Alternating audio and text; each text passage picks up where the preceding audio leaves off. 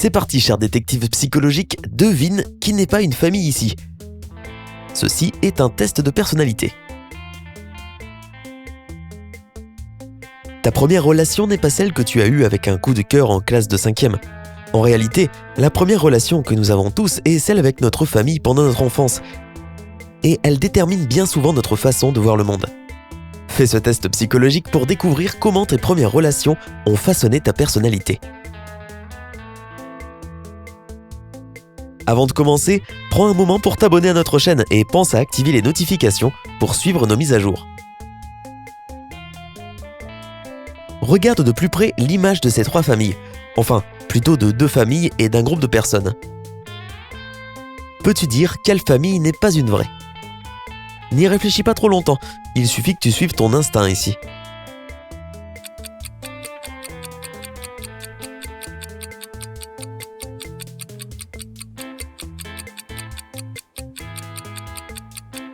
Bon, j'espère que ça y est, tu as pris ta décision, car nous allons maintenant te dévoiler la bonne réponse et t'aider à en apprendre un peu plus sur toi-même.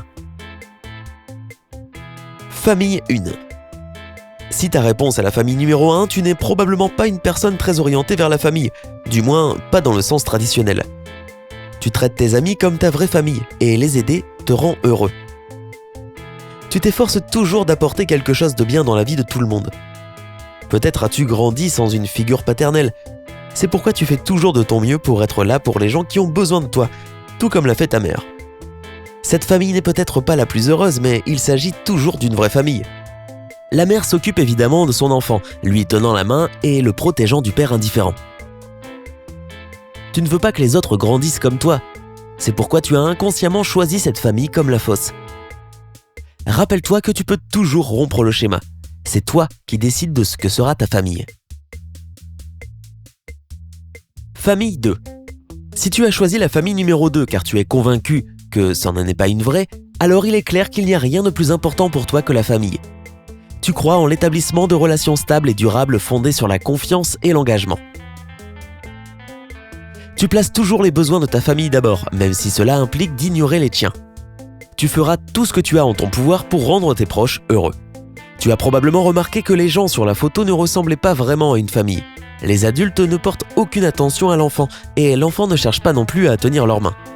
Cela pourrait tout à fait être un groupe d'étrangers qui marchent ensemble. Étant très axé sur la famille, tu as pu immédiatement détecter cette fausse famille. Félicitations! Non seulement tu as bien deviné, mais en plus cela signifie que tu as de grandes valeurs familiales et que tu as aussi très certainement grandi dans une famille heureuse. Clique sur j'aime si tu as choisi la famille numéro 2 parmi toutes les options. Voyons voir combien d'entre nous ont eu la bonne réponse. Famille 3. Est-ce que la famille 3 ressemble à un groupe d'étrangers ? Désolé de te le dire, mais on dirait que tu viens d'une famille dysfonctionnelle. En raison de ton enfance traumatisante, tu as du mal à faire confiance aux gens. Tu es anxieux et interagir avec les autres est souvent un défi pour toi. Tu es toujours anxieux quant à l'avenir et tu as tendance à trop penser. Les gens sur la photo ressemblent à une famille heureuse, soudée et épanouie. Les parents s'embrassent presque en marchant et le père tient la main de l'enfant. Grandir dans une famille te rend suspicieux de relations saines. Tu ne crois pas qu'une famille ainsi puisse exister, c'est pourquoi tu as estimé que cette famille était la fausse.